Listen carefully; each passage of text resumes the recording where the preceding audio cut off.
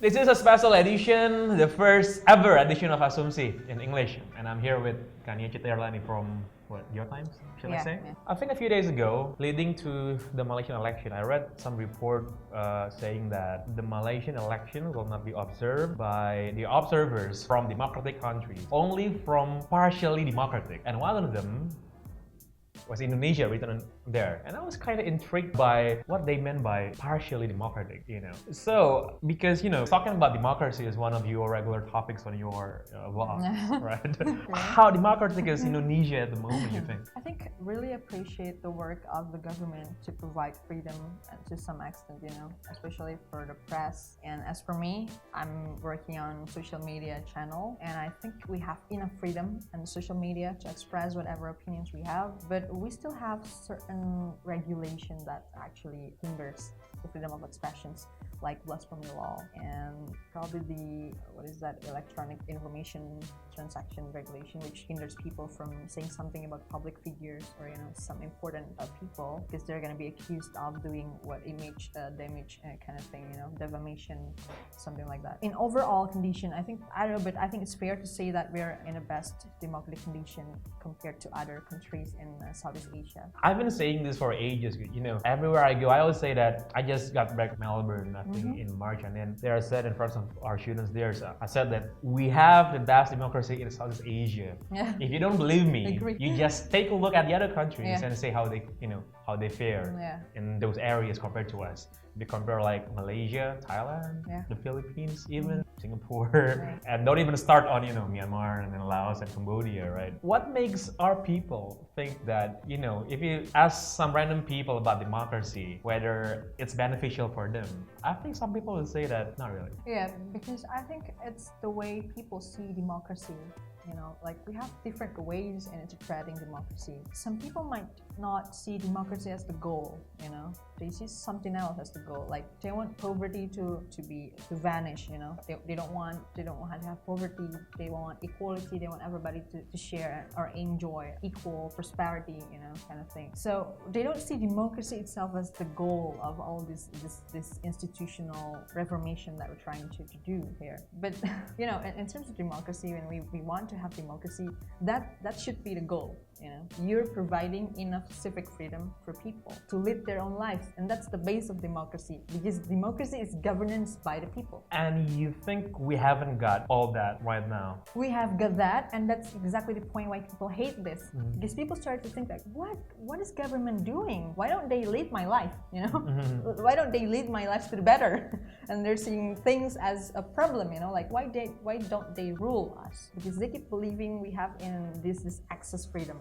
People keep thinking that we're in excessive freedom of press, of expression, of speech. People keep thinking that we have excessive freedom of speech, excessive freedom of market. Well, we're not. It's not excessive. It's right? not at all. Yeah, it's not at all, right? That's it. That's a point. Our people are afraid to democracy. They're afraid of different opinions. Every time you see that people have conflicting ideas or dissenting opinions, and certain television show like Indonesia Lawyers Club, right? When we watch, and you were there once, right? I was there once, and people are like, "Oh my God, this is the result of democracy. This is so wrong. Look at her. She's a satanic daughter," kind of thing, right?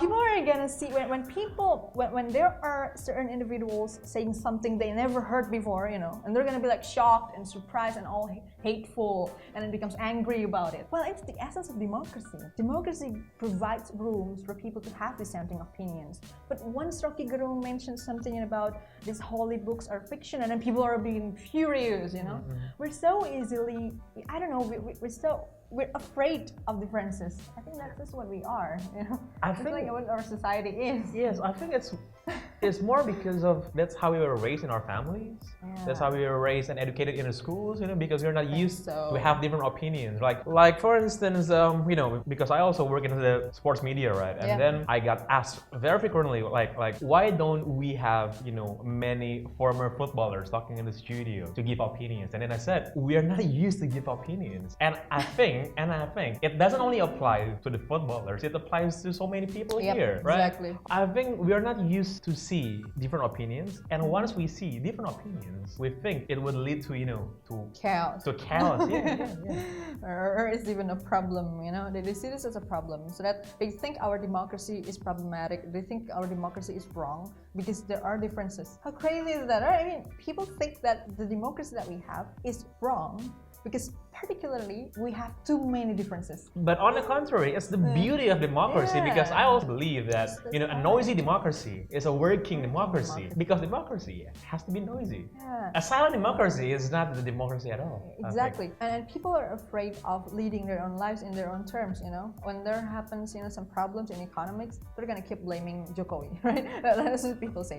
When there's something, there are suicide bombings, they're gonna blame Jokowi. When there are crises in economics, they're gonna blame Jokowi. When there are, like schools are getting more expensive, and they're gonna, we don't think in terms of leading our lives in our terms here, well, actually, democracy, in the very sense of a word, is a government by the people, right? But when the people don't take, this control, then means we don't have the government by the people. But our people don't think in that terms. So when there's something wrong, they don't think it's their fault. Well, actually, in democracy, it's our fault, because even in administrative level, we do elect them, right? We do elect our politicians. We do choose our representatives in the parliament. But when something is going wrong, then we're gonna say like, oh my God, look at our parliament members. They're so stupid.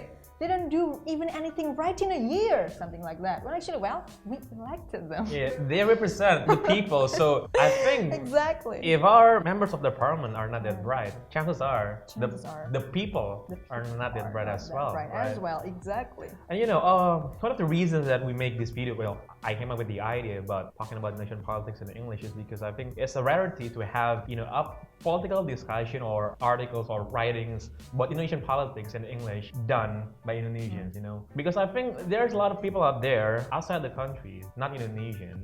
Sometimes they have not entirely accurate image of Indonesia. Because if you talk to any random people abroad, and then chances are they're gonna say like, if you're in Jakarta, it's some kind of a third world city, without running water, without the internet, electricity. Yes, I was asked, I think I was in. And how did we learn English, by the way? Exactly. Oh, your English is so American. Where did you learn that? MTV, bro. MTV, right? So, television, easy. We have television. You think, what's the biggest misconception that you think most of the people out there got about Indonesia? Okay, especially following the last Jakarta gubernatorial election, I think there has been a serious misconception on how Islamic, how Muslims live, in daily basis in Indonesia. I think people in other countries have been recently developing an idea that we've been dominated by this extremist or radical fundamentalist kind of thing.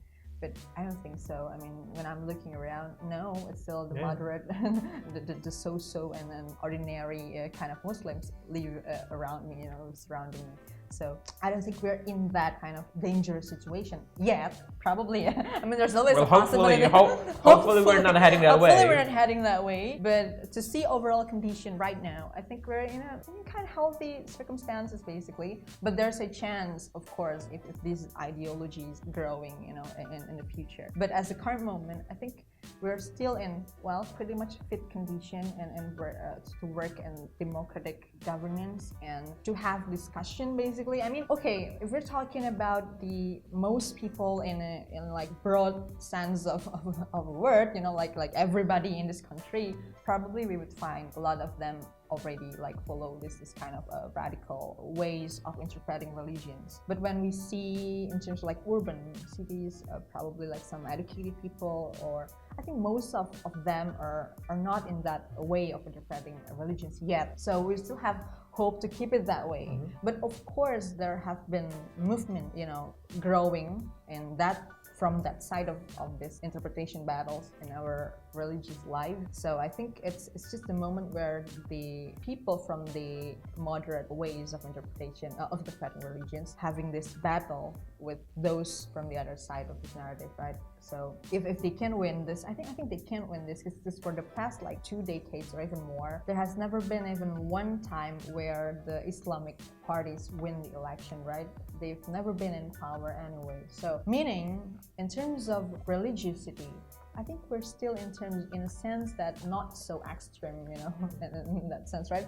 Especially in terms of political life, I think we're leaning towards more nationalist parties than Islamist in this sense. So we see that what happened in the Jakarta gubernatorial election don't mean that we're moving towards some kind of like Islamic country, you know. Yeah. We're not going to suddenly like form some kind of Islamic state kind of thing. No, we're not. In fact, the Jakarta gubernatorial election showed that we're just religious, and our level of religiosity is just to that level where we're just sensitive when our religion is being talked about, right? When our holy books are being mocked or are being negatively represented.